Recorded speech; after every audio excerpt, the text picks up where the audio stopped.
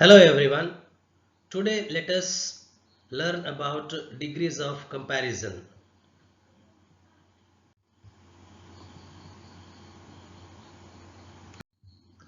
Degrees of comparison means the adjective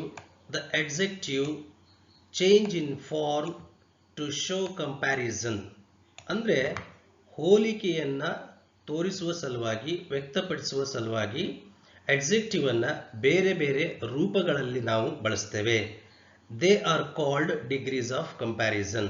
ಒಂದು adjective ಅನ್ನ ಹೋಲಿಕೆ ಮಾಡೋದಕ್ಕೆ ಕಂಪ್ಯಾರಿಸನ್ ಮಾಡೋದಕ್ಕೆ ಬೇರೆ ಬೇರೆ ಫಾರ್ಮ್ ಅಲ್ಲಿ ಬಳಸುವುದಕ್ಕೆ ನಾವು ಡಿಗ್ರೀಸ್ ಆಫ್ ಕಂಪ್ಯಾರಿಸನ್ ಅಂತ ಹೇಳ್ತೇವೆ. There are 3 types of degrees. The first one is positive degree, the second one is comparative degree, and the last one is superlative degree.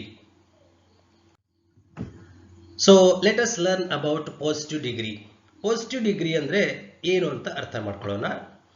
The positive degree shows an adjective in its simple form. Simple form ಅಂತ ಹೇಳಿದ್ರೆ ಈಗ tall ಅಂತಿದ್ರೆ ಅದು simple form ಆಗಿದೆ, tall ಆಗಿಯೇ ಬಳಕೆ ಆಗುತ್ತೆ. Rich ಅಂತ ಇದ್ರೆ ಸೊ ರಿಚ್ ಅದರ ಮೂಲ ರೂಪ ಏನಿದೆಯೋ ಅದೇ ಬಳಕೆ ಆಗುತ್ತೆ. ಅದನ್ನೇ ಇಲ್ಲಿ ಸಿಂಪಲ್ ಫಾರ್ಮ್ ಅಂತ ಹೇಳಿದ್ದಾರೆ. And here no comparison is practically made. ಇಲ್ಲಿ ಯಾವುದೇ ರೀತಿಯ ಹೋಲಿಕೆಯನ್ನ ಮಾಡಿರೋದಿಲ್ಲ. ಒಂದು ನೌನ್ ಅಥವಾ ಪ್ರನೌನ್ ಅಲ್ಲಿ ಇರುವಂತಹದನ್ನ ಡಿಸ್ಕ್ರೈಬ್ ಮಾಡುವಂತಹ ಕೆಲಸವನ್ನ ವಿತ್ ಇಟ್ಸ್ ಸಿಂಪಲ್ ಫಾರ್ಮ್, ಅದರ adjective ನ ಮೂಲ ರೂಪ ಏನಿದೆಯೋ ಅದನ್ನ ಬಳಸಿಬಿಟ್ಟು ಈ ಡಿಗ್ರಿಯನ್ನ ಮಾಡಲಾಗುತ್ತೆ. ಎಕ್ಸಾಂಪಲ್ ನೋಡೋಣ. Sam is clever, she is beautiful, that tree is tall, that dog is cute. ಹೀಗೆ ನಾವೇನ್ ಮಾಡ್ಬೋದು, ಒಂದು ನೌನ್ ಅಥವಾ ಪ್ರನೌನ್ ಅಲ್ಲಿ ಇರುವಂತಹ ಕ್ವಾಲಿಟಿಯನ್ನ ಹೇಳೋದಕ್ಕೆ, ಗುಣವನ್ನ ಹೇಳೋದಕ್ಕೆ ನಾವು ಪಾಸಿಟಿವ್ ಡಿಗ್ರಿಯನ್ನ ಬಳಸ್ತೇವೆ. ಇನ್ನು ಕಂಪ್ಯಾರಿಟಿವ್ ಡಿಗ್ರಿ ಅಂತ ಹೇಳಿದ್ರೆ, comparative degree shows A comparatively more or less degree of the same quality of N adjective. ಅಂದ್ರೆ ಒಂದು adjective ಅನ್ನ ಎರಡು ನೌನ್ಗಳಿಗೆ ಅಥವಾ ಎರಡು ಪ್ರನೌನ್ಗಳಿಗೆ ಹೋಲಿಕೆ ಮಾಡಿ ಅದರಲ್ಲಿ ಸೇಮ್ ಕ್ವಾಲಿಟಿಯಲ್ಲಿ ಒಂದು ಹೆಚ್ಚಿದೆ ಮತ್ತೊಂದು ಕಡಿಮೆ ಇದೆ ಅಂತ ಹೇಳೋದಕ್ಕಾಗಿ ಬಳಸೋದು ಕಂಪ್ಯಾರಿಟಿವ್ ಡಿಗ್ರಿ ಆಗಿದೆ. It is used when two things are compared. ಇಲ್ಲಿ ಕಡ್ಡಾಯವಾಗಿ ಎರಡು ವಸ್ತುಗಳನ್ನ, ಎರಡು ವ್ಯಕ್ತಿಗಳನ್ನ, ಎರಡು ಸ್ಥಳಗಳನ್ನ ಅಥವಾ ಎರಡು ಪ್ರಾಣಿಗಳನ್ನ, ಅಂದ್ರೆ ಒಟ್ಟಾರೆಯಾಗಿ ಎರಡು ನೌನ್ ಅಥವಾ ಎರಡು ಪ್ರನೌನ್ ಅಂತ ನಾವು ಹೇಳ್ಬೋದು, ಅವುಗಳ ಮಧ್ಯೆ ಕಂಪ್ಯಾರಿಸನ್ ಅನ್ನ ಮಾಡಲಾಗುತ್ತೆ, ಹೋಲಿಕೆಯನ್ನ ಮಾಡಲಾಗುತ್ತೆ. ಅದಕ್ಕೆ so we call it as comparative degree. ಇಲ್ಲಿ ಕೀ ಪಾಯಿಂಟ್ಸ್ ಅಂತ ಕೊಟ್ಟಿದ್ದಾರೆ ನೋಡಿ.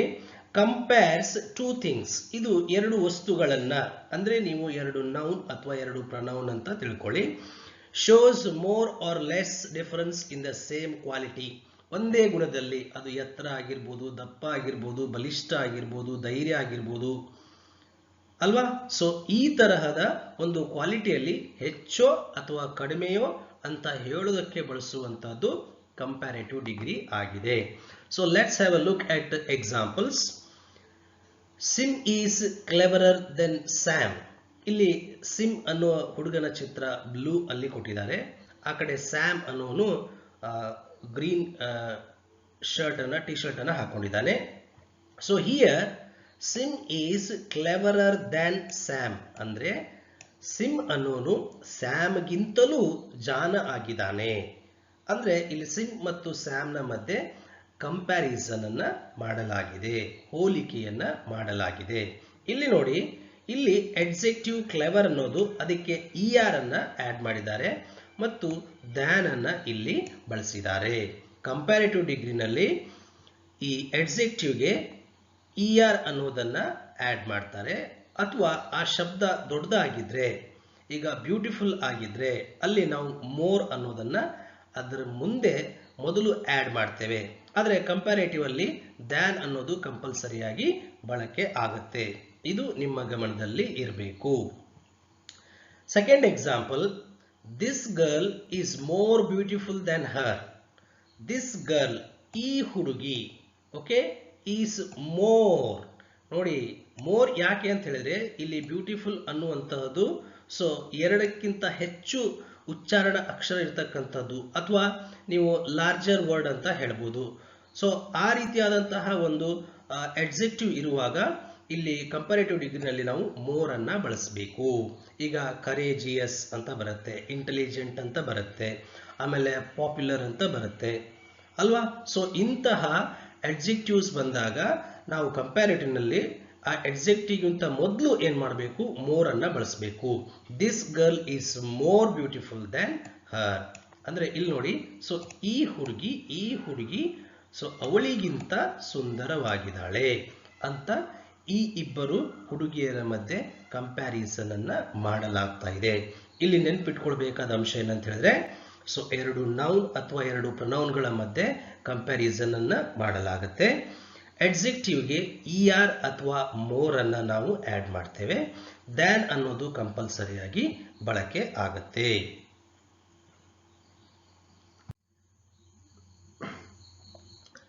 ಸೂಪರ್ಲೇಟಿವ್ ಡಿಗ್ರಿಯನ್ನು ನೋಡೋಣ. Superlative degree shows the highest or the lowest degree of the same quality of an adjective. ಅಂದ್ರೆ ಒಂದು adjective ಅನ್ನ ಬಳಸಿಬಿಟ್ಟು ಆ ಒಂದು ನೌನ್ ಅಥವಾ ಪ್ರೊನೌನ್ ಅಲ್ಲಿ ಇರುವಂತಹ ಹೈಯೆಸ್ಟ್ ಅಥವಾ ಲೋಯೆಸ್ಟ್, ಎಕ್ಸ್ಟ್ರೀಮ್ ಅಂತ ಹೇಳ್ತೇವೆ, ಎಕ್ಸಲೆನ್ಸ್ ಅಂತ ಹೇಳ್ತೇವೆ, ಅಥವಾ ಎಕ್ಸ್ಟ್ರೀಮ್ ಅಂತ ಹೇಳ್ತೇವೆ, ಅದನ್ನ ಎಕ್ಸ್ಪ್ರೆಸ್ ಮಾಡಲಿಕ್ಕೆ ಬಳಸುವಂತದ್ದು ಸೂಪರ್ಲೇಟಿವ್ ಡಿಗ್ರಿ ಆಗಿರುತ್ತೆ. ಇಲ್ಲಿ ನೋಡಿ, it is used when more than 2 things are compared. ಇಲ್ಲಿ ಎರಡಕ್ಕಿಂತಲೂ ಹೆಚ್ಚು ಜನರಿರುವಾಗ, ಹೆಚ್ಚು ಪ್ರಾಣಿಗಳಿರುವಾಗ, ವ್ಯಕ್ತಿಗಳಿರುವಾಗ, ಸ್ಥಳಗಳಿರುವಾಗ ಬಳಸುವಂತದ್ದು ಸೂಪರ್ಲೇಟಿವ್ ಡಿಗ್ರಿ ಆಗಿರುತ್ತೆ. ಈಗ ಎಕ್ಸಾಂಪಲ್ ನೋಡೋಣ. He is the ಕ್ಲೆವರೆಸ್ಟ್. He is the cleverest. ಇಲ್ಲಿ ನೋಡಿ, ರಾಹುಲ್, ಟಾಮ್, ಸ್ಯಾಮ್ 3 ಜನ ಇದ್ದಾರೆ. Okay, here the boys are more than 2, ಎರಡಕ್ಕಿಂತ ಹೆಚ್ಚಿದ್ದಾರೆ. ಇದು ಒಂದು ಕ್ಲಾಸ್ ರೂಮ್ ಸೀನ್ ಅಂತ ಅನ್ಕೊಳ್ಳಿ. So he is the cleverest ಅಂದ್ರೆ ಈ 3 ಹುಡುಗರಲ್ಲಿ ಅತ್ಯಂತ ಜಾಣ ಯಾರು ಅಂತ ಹೇಳಿದ್ರೆ ಅದು ಒಬ್ಬ ಆಗಿದ್ದಾನೆ, ಅದರಲ್ಲಿ ಒಬ್ಬ ಆಗಿದ್ದಾನೆ. ಅದಕ್ಕೆ ಇಲ್ಲಿ ಪ್ರೊನೌನ್ ಬಳಸಿದ್ದಾರೆ ಹಿ ಅಂತ ಹೇಳಿ. ಇನ್ ದ ಕ್ಲಾಸ್ ಅಂತ ಹೇಳಿದ್ರೆ ಸೊ ಈ ತರಗತಿಯಲ್ಲಿ ಅವನು ತುಂಬಾ ಜಾಣ ವಿದ್ಯಾರ್ಥಿ ಆಗಿದ್ದಾನೆ. So this comparison is made when there are nouns more than 2, ಎರಡಕ್ಕಿಂತ ಹೆಚ್ಚಿರುವಾಗ ಈ ಹೋಲಿಕೆಯನ್ನ ಮಾಡಲಾಗುತ್ತೆ. ಇಲ್ಲಿ ಗಮನಿಸಬೇಕಾದ ಅಂಶ ಏನು ಅಂತ ಹೇಳಿದ್ರೆ, ಅಡ್ಜೆಕ್ಟಿವ್ಗೆ EST ಅನ್ನೋ ಪ್ರತ್ಯಯವನ್ನ ನಾವು ಸೇರಿಸಬೇಕಾಗತ್ತೆ. ಅದೇ ರೀತಿಯಾಗಿ ಇಲ್ಲಿ ದ ಅನ್ನುವಂತಹ ಆರ್ಟಿಕಲ್ ಕಂಪಲ್ಸರಿಯಾಗಿ ಬಳಕೆಯಾಗುತ್ತೆ. ಇದನ್ನ ನೆನ್ಪಿಟ್ಕೊಂಡಿರಿ, ಇದು ಒಂದು ಪಾಯಿಂಟ್ ಕೂಡ. ಸೂಪರ್ಲೇಟಿವ್ ಡಿಗ್ರಿಯಲ್ಲಿ ಆ ಸೂಪರ್ಲೇಟಿವ್ ಫಾರ್ಮ್ ಆಫ್ ಅಡ್ಜೆಕ್ಟಿವ್ ಏನ್ ಬಳಕೆಯಾಗುತ್ತೋ ಅದ್ರ ಹಿಂದೆ ಮೊದಲು ಕಂಪಲ್ಸರಿಯಾಗಿ ದ ಅನ್ನೋ ಡೆಫಿನಿಟ್ ಆರ್ಟಿಕಲ್ ಬರಲೇಬೇಕು. Okay, we will go to the second example. She is, let us have a look at the second example. ಎರಡನೇ ಉದಾಹರಣೆಯನ್ನು ನೋಡೋಣ. She is the most. ಇಲ್ಲಿ ನೋಡಿ, ದ ಡೆಫಿನಿಟ್ ಆರ್ಟಿಕಲ್ ಬಳಕೆಯಾಗಿದೆ. The most beautiful girl in the village. ಆ ಹಳ್ಳಿಯಲ್ಲಿ ಅತ್ಯಂತ ಸುಂದರವಾದ ಹುಡುಗಿ ಅವಳು ಅಂತ ಹೇಳಲಾಗ್ತಾ ಇದೆ. So here comparison is made with many girls. ತುಂಬಾ ಹುಡುಗಿಯರ ಜೊತೆ ಕಂಪ್ಯಾರಿಸನ್ ಅನ್ನು ಮಾಡಿ ಅದರಲ್ಲಿ ಅವಳೇ ಅತ್ಯಂತ ಸುಂದರವಾದವಳು ಅಂತ ಹೇಳೋದಕ್ಕೆ ಬಳಸಲಾಗಿದೆ. ಇಲ್ಲಿ ಎರಡಕ್ಕಿಂತ ಹೆಚ್ಚು ನೌನ್ಗಳ ಜೊತೆ ಕಂಪ್ಯಾರಿಸನ್ ಮಾಡಲಾಗುತ್ತೆ ಅನ್ನೋದಕ್ಕೆ 3 ಹುಡುಗಿಯರ ಚಿತ್ರವನ್ನ ಕೊಟ್ಟಿದ್ದಾರೆ. ಆದರೆ ಆ ಹಳ್ಳಿಯಲ್ಲಿ ಅವಳು ಅತ್ಯಂತ ಸುಂದರವಾದ ಹುಡುಗಿ ಆಗಿದ್ದಾಳೆ. ಓಕೆ, ಇಲ್ಲಿ ಗಮನದಲ್ಲಿ ಇಟ್ಕೊಳ್ಬೇಕಾದ ವಿಷಯ ಏನು ಅಂತ ಹೇಳಿದ್ರೆ, ಒಂದು ದ ಅನ್ನುವ ಡೆಫಿನಿಟ್ ಆರ್ಟಿಕಲ್ ಬಳಕೆಯಾಗುತ್ತೆ. So when the word is a larger one, ಈಗ ಇಂಟೆಲಿಜೆಂಟ್, ಬ್ಯೂಟಿಫುಲ್, ಪಾಪ್ಯುಲರ್, ಕರೇಜಿಯಸ್ ಅಲ್ವಾ. ಸೊ ಈ ತರ ಆದಂತಹ ಎಡ್ಜೆಕ್ಟಿವ್ಸ್ ಬಂದಾಗ, ಮೋರ್ ದೆನ್ 2 ಸಿಲೆಬಲ್ಸ್ ಇರುವಂತಹ ಎಡ್ಜೆಕ್ಟಿವ್ ಬಂದಾಗ ನಾವಲ್ಲಿ ಏನ್ ಮಾಡ್ತೀವಿ ಅಂತ ಹೇಳಿದ್ರೆ, ಸೊ ಮೋಸ್ಟ್ ಅನ್ನುವಂತಹ ಒಂದು ಶಬ್ದವನ್ನು ಬಳಸ್ತೇವೆ. It's compulsory. ಈ ಎರಡು ವಿಷಯಗಳನ್ನು ನಮ್ಮ ಗಮನದಲ್ಲಿ ಇಟ್ಕೊಂಡಿರಬೇಕು. ಈ ಸೂಪರ್ಲೇಟಿವ್ ಡಿಗ್ರಿಯ ಕೀ ಪಾಯಿಂಟ್ಸ್ ಏನಂತ ನೋಡೋಣ. Shows the highest are the lowest degree. ಆ ಒಂದು ನೌನ್ ಅಥವಾ ಪ್ರೊನೌನ್ ಅಲ್ಲಿ ಇರುವಂತಹ ಹೈಯೆಸ್ಟ್ ಅಥವಾ ಲೋಯೆಸ್ಟ್, ಅಂದ್ರೆ ಲೋ ಅಲ್ಲಿ ಎಕ್ಸ್ಟ್ರೀಮ್, ಅದು ಹೈ ಅಲ್ಲಿ ಎಕ್ಸ್ಟ್ರೀಮ್, ಅದನ್ನ ಎಕ್ಸ್ಪ್ರೆಸ್ ಮಾಡುವಂತಹ ಒಂದು ಸೂಪರ್ಲೇಟಿವ್ ಡಿಗ್ರಿ ಆಗಿರುತ್ತೆ. Used when more than 2 things are compared. ಯಾವಾಗ ಎರಡಕ್ಕಿಂತ ಹೆಚ್ಚು ನೌನ್ಗಳ ಜೊತೆ ಕಂಪೇರ್ ಇಲ್ಲಿ ಮಾಡಲಾಗುತ್ತೆ ಅನ್ನೋದು ನಮ್ಮ ಗಮನದಲ್ಲಿ ಇರಲೇಬೇಕು. ಒಂದಿಷ್ಟು ನೋಡೋಣ. So it's a small test to know how far we have understood the degrees.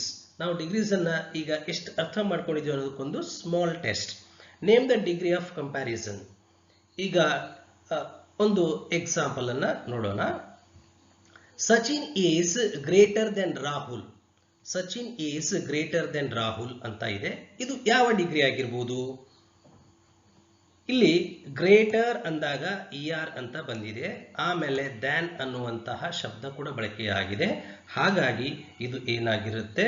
ಇದು ಕಂಪ್ಯಾರೇಟಿವ್ ಡಿಗ್ರಿ ಆಗಿರುತ್ತೆ. ಎರಡನೇ example, Radha is A tall girl. ಇಲ್ಲಿ ಟಾಲ್ ಅನ್ನುವಂತಹ ಅಡ್ಜೆಕ್ಟಿವ್ ಇದೆ. ಇದು ಅದರ ಸಿಂಪಲ್ ಫಾರ್ಮ್, ಅದರ ಏನು ಬೇಸ್ ಫಾರ್ಮ್ ಇದೆಯೋ, ಒರಿಜಿನಲ್ ಫಾರ್ಮ್ ಇದೆಯೋ ಅದೇ ಬಳಕೆಯಾಗಿದೆ. So just it is describing girl. Okay, ಹಾಗಾಗಿ ಇದು ಏನಾಗಿದೆ? ಪಾಸಿಟಿವ್ ಡಿಗ್ರಿ ಆಗಿದೆ. India is the richest country in the world. ಇಲ್ಲಿ ರಿಚೆಸ್ಟ್ ಅಂದಾಗ so rich positive, richer comparative, richest superlative ಅಲ್ವಾ? ಸೊ ರಿಚೆಸ್ಟ್ ಅಂತ ಇದೆ. ಓಕೆ, ಅದರ ಜೊತೆಗೆ ದ ಅನ್ನುವ ಡೆಫಿನಿಟ್ ಆರ್ಟಿಕಲ್ ಕೂಡ ಬಳಕೆಯಾಗಿದೆ. ಹಾಗಾಗಿ ಅಂದ್ರೆ ಜಗತ್ತಿನಲ್ಲಿ ಅತ್ಯಂತ ಶ್ರೀಮಂತ ದೇಶ ಭಾರತ, ಹೀಗೆ ಹೇಳುವಂಥದ್ದು ಏನಾಗಿರುತ್ತೆ? ಖಂಡಿತ ಸೂಪರ್ಲೇಟಿವ್ ಡಿಗ್ರಿ ಆಗಿರುತ್ತೆ. ನಾವು ಆ ಸೆಂಟೆನ್ಸ್ ಸ್ಟ್ರಕ್ಚರ್ ಇಂದ ನಾವು ಅದನ್ನ ಗುರುತಿಸಬಹುದು, ಅಥವಾ ಆ ವಾಕ್ಯದ ಅರ್ಥವನ್ನ ಮಾಡ್ಕೊಂಡ್ಬಿಟ್ಟು ಅದು ಯಾವ ಡಿಗ್ರಿ ಇದೆ ಅನ್ನೋದನ್ನ ಈಸಿಯಾಗಿ ಅರ್ಥ ಮಾಡ್ಕೊಳ್ಬಹುದು. ಭಾಗ್ಯ ವಾಸ್ ಆನ್ ಇಂಟೆಲಿಜೆಂಟ್ ಸ್ಟೂಡೆಂಟ್. ಇಲ್ಲಿ ಇಂಟೆಲಿಜೆಂಟ್ ಅನ್ನುವಂತಹ ಒಂದು ಅಡ್ಜೆಕ್ಟಿವ್ ಸ್ಟೂಡೆಂಟ್ ಅನ್ನ ಡಿಸ್ಕ್ರೈಬ್ ಮಾಡ್ತಾ ಇದೆ.